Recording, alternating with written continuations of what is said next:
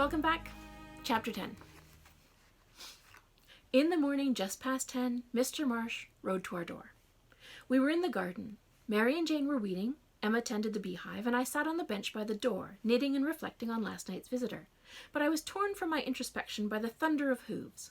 The black stallion galloping up the mill road in a flurry of dust made a most thrilling sight, and when I recognized who had spurted on in such haste, I wasn't surprised.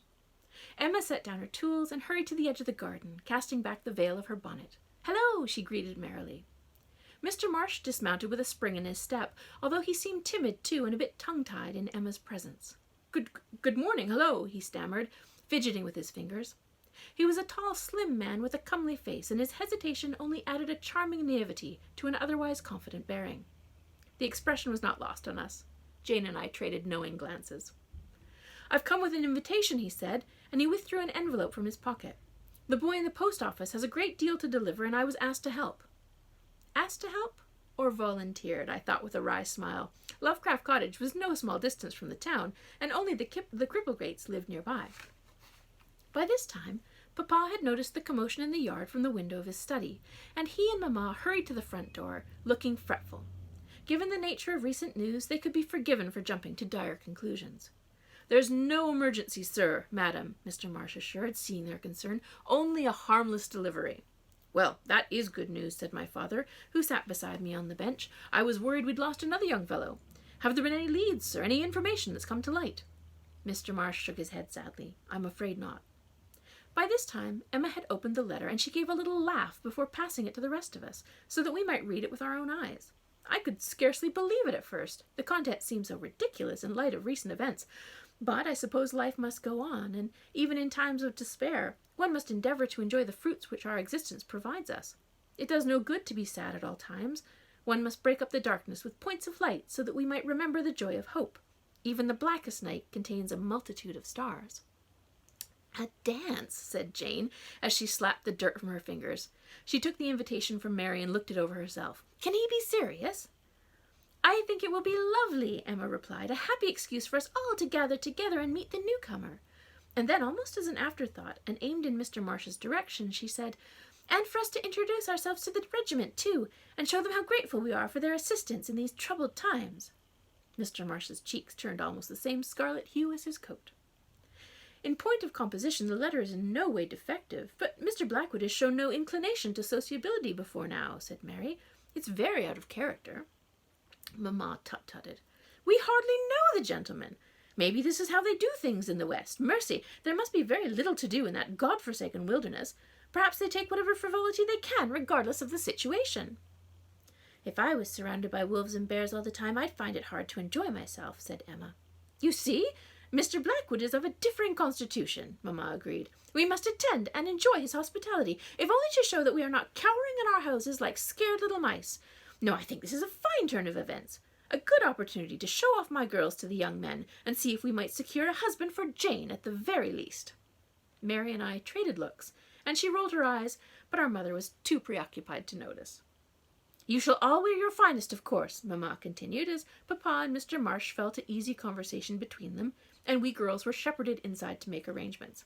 "And Jane, perhaps you should wear your hair down and in curls. It is the most alluring gold, very fetching, and I'm sure Frederick Darling will be in attendance and in need of distraction from his worries." "Oh, Mamma," said Jane, "I'm sure he won't be thinking of procuring a wife at a time like this." But Mamma was unmoved. Once set in motion, my mother's scheming could not be stopped. She was a juggernaut of matchmaking.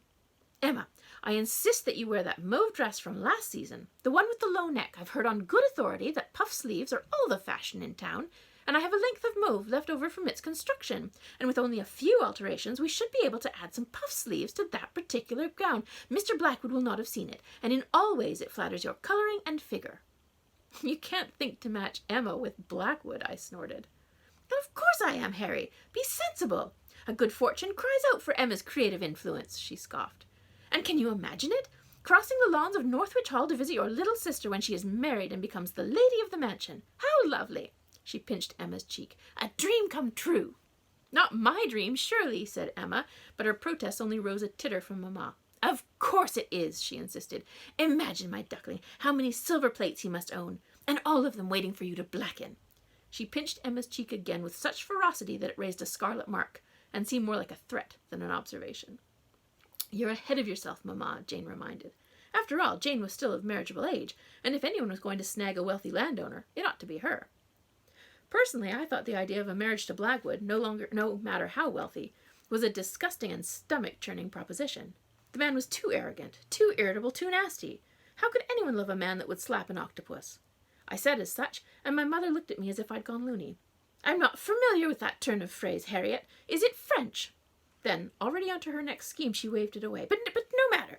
You will join us too, I suppose, and do as best as you can under the circumstances. Your ankle may not allow for dancing, but it won't keep your tongue from conversation, and perhaps there will be a game of quadrille.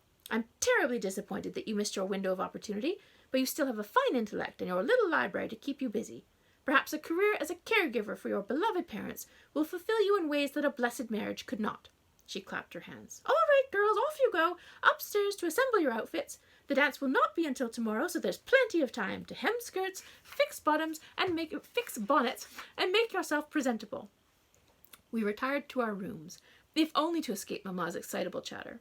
Emma seemed most embarrassed by the suggestion of a match with Blackwood.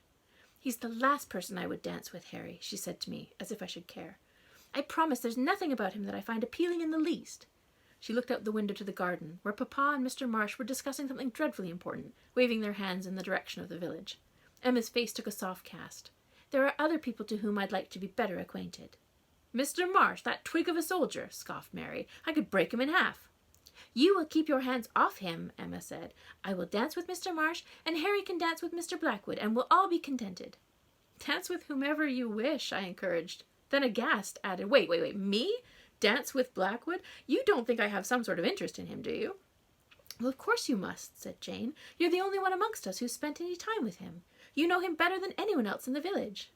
I gagged. "No, 1,000 times no," I said. "If I have in any way given the impression that I am interested in pursuing a courtship with Mr. Blackwood—" "He has treated you kindly," Mary replied.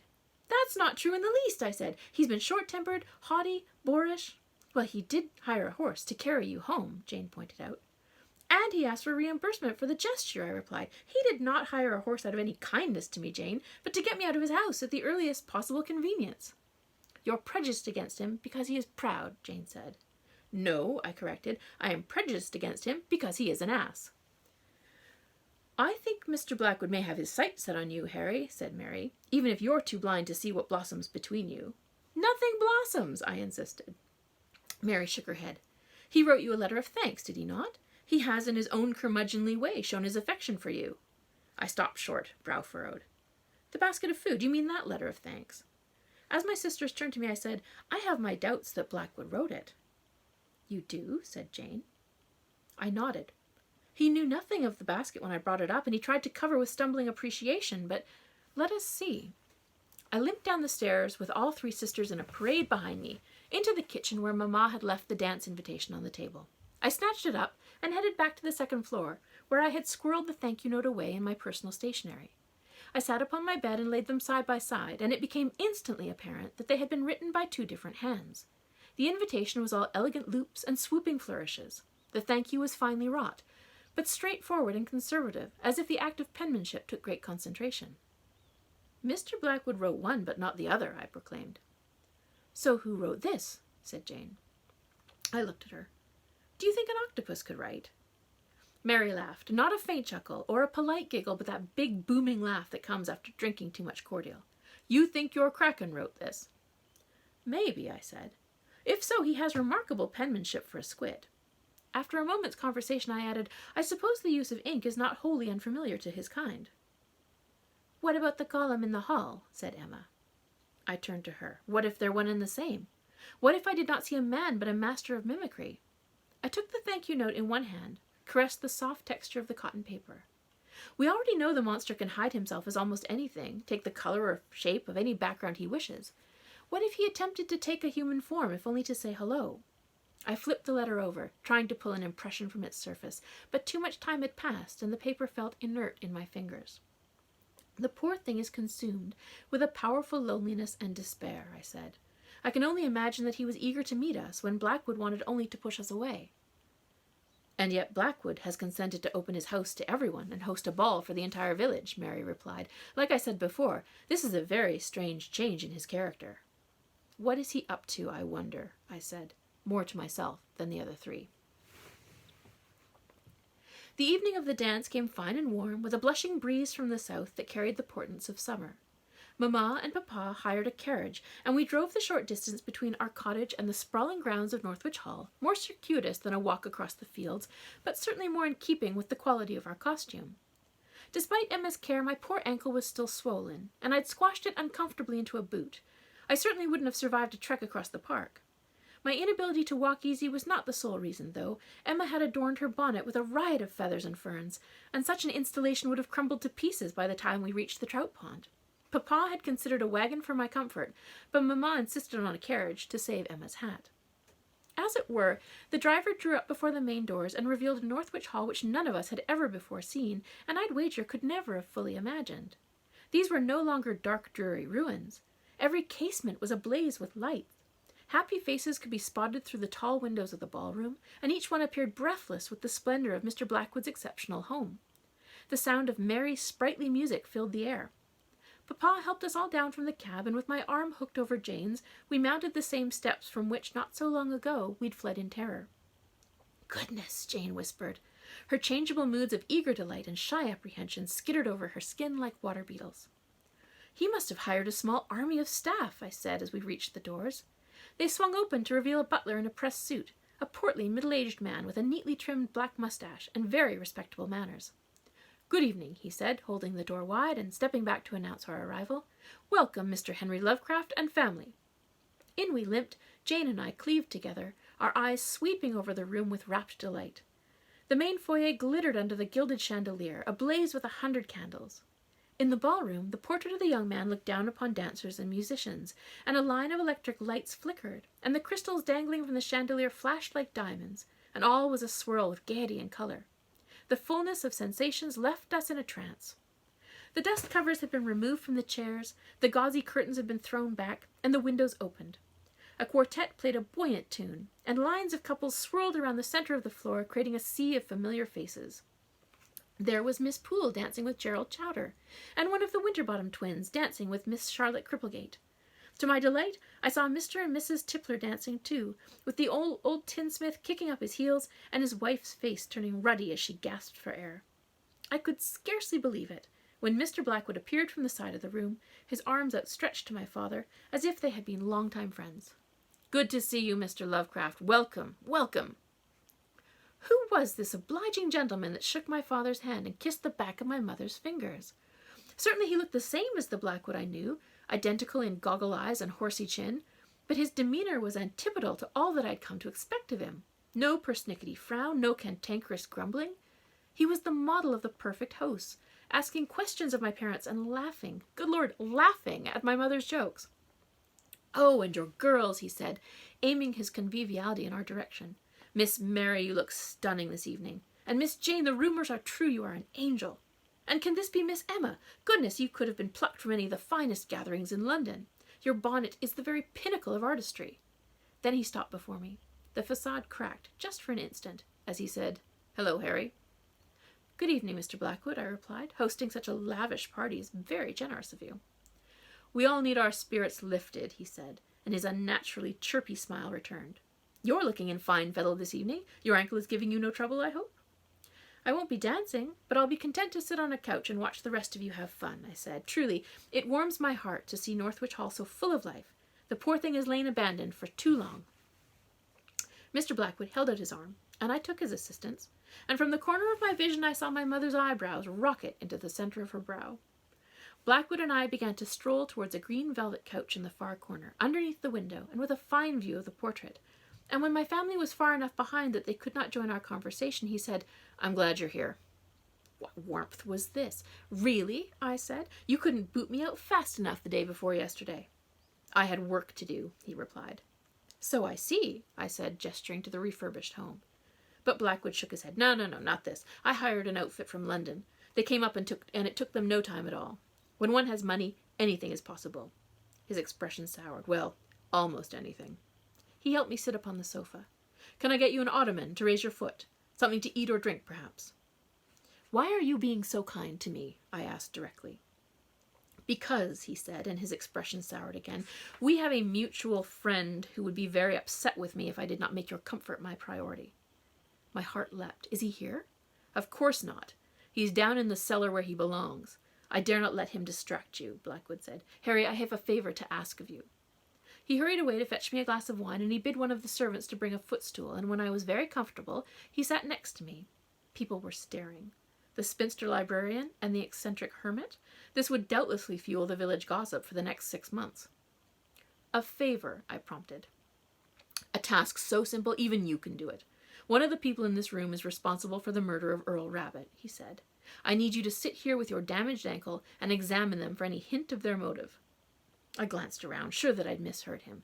Sir, none of them look at all like the devil on the heath. You call it a devil, he said. Well, one of these visitors will know more about your devil, Harry, because one of them summoned it here. These are friends and relations, people I have known all my life.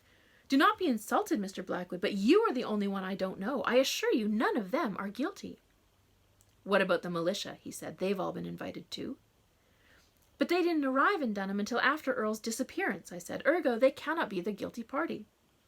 Blackwood did not look discouraged. Someone has brought this evil to your precious little county. I looked at him. And how can I be sure it's not you? When he smiled, he exposed all of his teeth like a cornered dog. You don't like me very much, do you, Harry? I'm not sure what to think of you, I replied truthfully. You're very learned, very adventurous. I suspect you know more of science and nature than any other man here, including my father. If you weren't so caustic, I think we could have roaring conversations on a variety of topics. But, he pressed, but you're mean and dreadful and terribly callous. I cannot forgive you for how you treat our mutual friend. He scoffed at that. I reached out one hand and touched his wrist, but he recoiled quickly. You will not touch me, Miss Lovecraft. I will not allow it. I couldn't hide my surprise. You know of my quirk? A quirk. Is that what you call it? Good Lord, doesn't that sound harmless? He laughed sharply. You and your sisters all have these quirks, do you not? They're symptoms of a greater disease, Miss Lovecraft, to which you have been inoculated over the full course of your life. You've grown up in the midst of a plague, and your body has formed defenses to keep you healthy when any other person would crumble. I shook my head. I don't understand. Of course you don't, he replied. A fish only recognizes the presence of water once it's been ripped from the sea. You can't perceive what's happening around you because it's always been around you, and you've known nothing different with which to compare. He shook his head. We get ahead of ourselves. Someone in this house has killed Earl, and possibly George, and now that Crumpsell dunce, and he will kill again, given the opportunity. I need you to watch for any deviance, Miss Lovecraft. You say you know these people best, therefore you are the one best equipped to recognize any errant behavior between them. He stood. Watch and catalogue what you see. Look for an air of verisimilitude that is too earnest for honesty. I'm entrusting you with a very important duty, Miss Lovecraft, and when I visit you again at the end of the night, I shall expect results. Mr. Blackwood gave a sharp bow and strode away into the crowd, which closed behind him as a refreshed line of dancers took to the floor, and the orchestra struck up a new tune. That's the end of Chapter 10. Thank you very much for coming and listening, and I'll see you again tomorrow for the next chapter. And I hope you're all doing well, and I'll see you soon. Bye.